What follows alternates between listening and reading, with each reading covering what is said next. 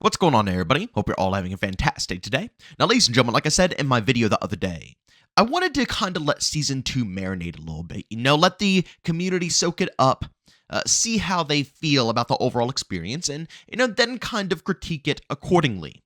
Again, my experience hasn't been too shabby when it comes to multiplayer, but honestly, my personal experience from what I'm playing is drastically different from a lot of others. So, again, I wanted to sit back and see what's going on here. Let me tell you guys something. Oh my God. It's nobody is even shy about what they have to say nowadays anymore when it comes to the Call of Duty franchise. Everybody, and I mean everybody, is voicing some pretty negative opinions. But ladies and gentlemen, before we go and dive deep, if you guys are interested in more content just like this, don't forget to subscribe and hit that bell. I post daily here at 8 Eastern Time. And of course, if you guys are interested in my live streams, I do stream Monday through Saturday over on Twitch, starting between 12 to 1 p.m. Eastern Time. And this Saturday, we're actually going to do a little bit of a mixed stream between Delta Force and Battlefield 1. So, of course, if you guys are interested, want to check out those games and even see how Battlefield 1 is holding up on PC current date, by all means, tune on into the stream. Alright, so ladies and gentlemen, like I said, the other day I put together my first impressions video for Black Ops 6 Season 2. Again, overall, when it comes to some of the changes, and also the content added into the game, not shabby, not their worst attempt. But I really had to sit back before going too deep into that, because I knew that something was going to be a little fishy. And, obviously, as the day goes on and more people are able to try out the brand new season, yes, indeed, things have not improved whatsoever.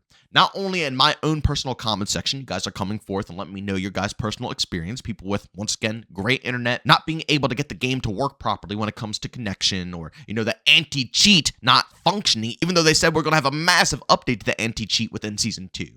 All of these things apparently aren't resolved for you guys. And trust me, you aren't alone whatsoever. Like I said, although I share some different experiences, it seems the mass majority of everybody out there is having a horrible experience with Season 2. And when it came to that blog post that Call of Duty put together, it seems a lot of it is just, again, all filler. I think there was a reason why Treyarch didn't really bother adding anything in about, the servers and so on and so forth when it came to their patch notes. Because they knew that, if they did and they confirmed all the stuff that, Call of Duty confirmed in their blog post, things might get a little fishier. But again, guys, let's just go ahead and start off with some of the things that I've seen over on Twitter from the majority of the community, honestly. First and foremost, from It's Hoppa. Not only did it only take most Call of Duty cheat providers an hour or so to bypass the latest update, they've added some features that were exclusive to Warzone Agent. And as you can see right here, this is what he's talking about, showcasing all the new tech that these people can actually go ahead and use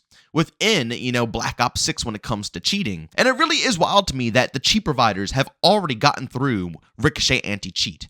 Like, it boggles my mind. It really does. Because they very specifically said that Season 2, they were going to ramp things up. Make it nearly, I don't want to say nearly impossible for cheaters to come into the experience, but they're going to make their lives living hell to try to get up into this game, right? And here we are, and they have already bypassed it within the hour of Season 2 going live. Honestly, that's really embarrassing. I mean, there's no other positive way to twist this. There simply isn't. As a company as big as Activision and Microsoft, there's absolutely zero excuses that they can't put together something that's actually worth it when it comes to the Call of Duty experience. You even have people like Parasite coming out and saying, and cheaters are back already. You guys are so awful at your job, it's insane. Adding each and every one of them, Treyarch, Activision, and COD updates, Ricochet, LMAO. It's wild, but nobody's lying here, ladies and gentlemen. The cheaters have not changed for anyone. They're still rampant within pretty much all of the experiences. You can even see right here from Charlie Intel, Ricochet anti-cheat is working really well. And then he goes ahead and posts this video right here of someone already coming out with the new zombie content in Warzone, absolutely obliterating the whole lobby. Guys, this happens on such a frequent basis that it doesn't shock anyone anymore. It's wild to me that the mass majority of anywhere you look regarding Call of Duty, whether it's Reddit, Twitter, YouTube, any form of social media, just to try to interact with the overall community, almost everything is revolved around cheaters. We have an endless supply of cheating clips And again, you could say, well, yeah, Call of Duty is a massive franchise, so it's going to be more in there, but you don't see that being the main type of content being made around Fortnite. All these other different games that are massive, have a ton of players playing them. You don't see the whole community just, bitching about how bad the anti-cheat is. Yeah, we run across them every so often. Yeah, we're still going to have them. It's impossible to have a game without some type of cheats. You're always going to see something of some sorts. But to the extent of COD, and once again, let me remind you who owns COD. This isn't some failing business, someone who's going bankrupt. It's literally Activision, who got bought out by Microsoft, okay? They're not in a bad spot. They are in the best spot they have probably ever been in. To come out to your community and blatantly lie about massive improvements coming within Season 2, and I understand it might be a process from Season 2 to Season 3, but if this is their big kernel update, which they said is coming Season 2, if this is literally what we're getting, and it feels no different, people are seeing the same amount of cheaters, if not more, should we believe it at this point? Should we even bother expecting any major improvements in the near future, or are we just gonna have to simply wait for the next COD game? That's what I always notice, that when big changes like this need to be done, seeing it within the same COD experience is like next to none. It's why I hate the yearly cycle, and I wish this game would last 2 to 3 years, because you would actually get genuine improvements. But honestly, after seeing what I'm seeing here, it's not resolved for anyone. And ladies and gentlemen, it doesn't end there. The anti-cheat, yes, disgusting, and it's horrible that no improvements have been made. I guess we gotta wait until Season 3. Who knows what's gonna happen. But also when it comes to all of the fixes that they incorporated into Warzone, they are quite literally irrelevant. As you can see right here from Tactical Brit, they're practically asking for Call of Duty to die if this is the quality of their updates. Hire QA, Treyarch, and Raven Software. Indeed, seriously, because this is honestly unacceptable. I'm all for, the total mindset that yes, indeed, every single time you put through an update, there are plenty of possibilities that other bugs are going to pop up. It happens in every single game I have ever played. That right there is indeed normal. But guys, we're talking about pretty much almost the whole list of notes that they put out there for updates for Warzone are literally irrelevant. I actually just saw a video from JGod. I'm actually going to pop it up on the screen here for you guys so you can see which one it is. And he just goes into deep detail about everything that's happening here. But guys, this is not good whatsoever. Seriously. They went and hyped up Season 2 as, going to be a big update. We're going to be getting big changes. And although they sprinkled a few good things here and there, the overall game is still unplayable, and we are currently at Season 2. I mean, I'm all for a comeback story when it comes to this game because I still enjoy the gunplay, the movement, and, like you guys are going to hear, there's a few other things that they did in this update that are actually really solid. But the comeback is getting slimmer and slimmer and slimmer because guess what? The next Call of Duty game is going to be announced at some point in time.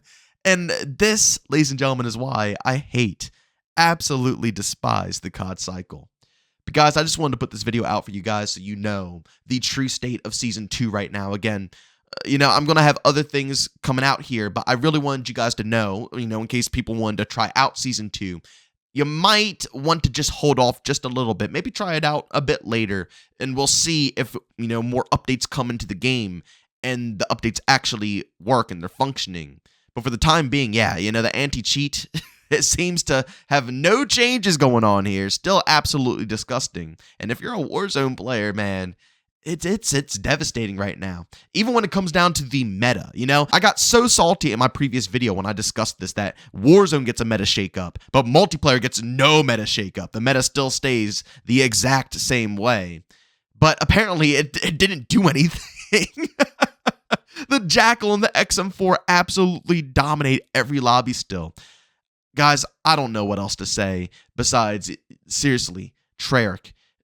I don't know. I want to say get your head in the game, but I'm starting to honestly believe that we are at the point that it doesn't matter. it truthfully doesn't matter. People are going to have a very bad taste about this game. And sadly, I'll be here. I'll be covering it all. I'll be seeing if they do improvements over time, if things actually function and change for, a positive way for this title.